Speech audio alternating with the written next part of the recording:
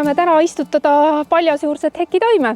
Et kõigepealt üldse istutama hakata, selleks meil on vaja häid töövahendid. Ja siis esiteks kindad, siis head kummikud, rošett ja labidas. Ja head tööindu on ka vaja. Aga hakkame siis pihta. Et hekitaimed on meil tulnud siis sellises võrgus, võrkkotis. Ja paljud küsivad, et kas on mõtet siis see võrk ära võtta või mitte võtta ära, siis mina soovitan, et kindlasti jätke see võrk alles. Aga teeme siis augu valmis. Auk siis tuleks teha sellest vastavalt selle istiku koti suurusest 1,5-kordselt suurema raadiusega. Selleks kasutame siis head mulda, mis me sinna alla paneme, on siis see kompomuld. Ja kompomulla sisse on juba segatud siis 2 kuu kompoväetise varu, nii et 2 kuu jooksul see taim siis ei tohiks vajada ühtegi muud väetist. Paneme ta siia auku. Et arvestage sellega, et terve koti täis läheb seda kindlasti ära, et ühe istiku peale läheb terve kott. Et parem panna hea muld talle ümber, siis kõik eluks vajalik on olemas. Tähtis on jälgida seda, et ei jääks need oksad, alumised oksad mulla alla. See on hästi ülioluline. Ja siis võiks niimoodi suruda ka, käime ümber selle istiku. Et need juured haakuksid siis ilusti mulla pinnaga ja siis ei oleks nagu seda õhu vahet ei jääks vahele, see on hästi tähtis. Et siis ta saab kontakti mullaga paremini ja läheb kasvama meil. Nii, vaatame nüüd ka ja ilusti meil. Ja järgmine tegevus on siis meil teha see veerenn. Ülioluline on siis, et terve see suvi, kevad-suvi kasta ükspuha, kas on siis meil kuiv või ei ole kuiv.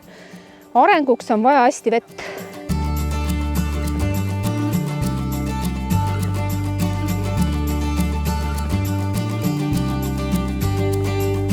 Kellel nüüd ei ole võtta seda komposaana mulda, on lihtsalt tavaline aiamust muld, siis võiks kasutada seda kompoväetist. Selle toimeaine on nüüd 3 kuud ja see segada siis selle mulla sisse.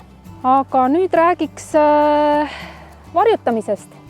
Et meie istutatud taim nüüd kohaneks ilusti, siis soovitan kasutada varjutuskangast.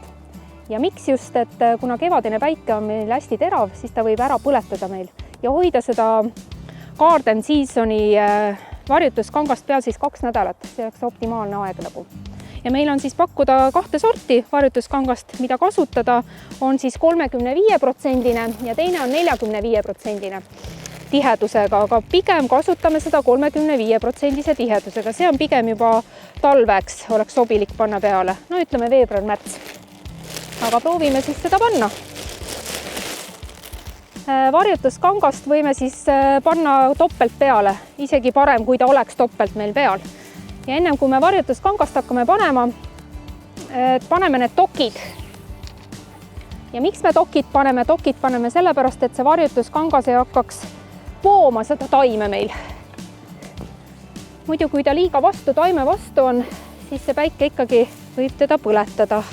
Ja siis kinnitame kas nööriga, seome kinni või siis on ehituspoodides on väga head sellised klambrid, millega kinni tõmmata. Muidu tuul viib minema ta. Ja tõmbame kinni tugevalt teiselt poolt ka. Ja ongi meil kaitstud korras. Kellel on juba varasemast olemas okaspuu või hekid, siis võiks väetada kompoväetisega. Ja mis ma oskan öelda, et 2 nädala pärast võtke siis see ära ja siis olla kasvabki meil.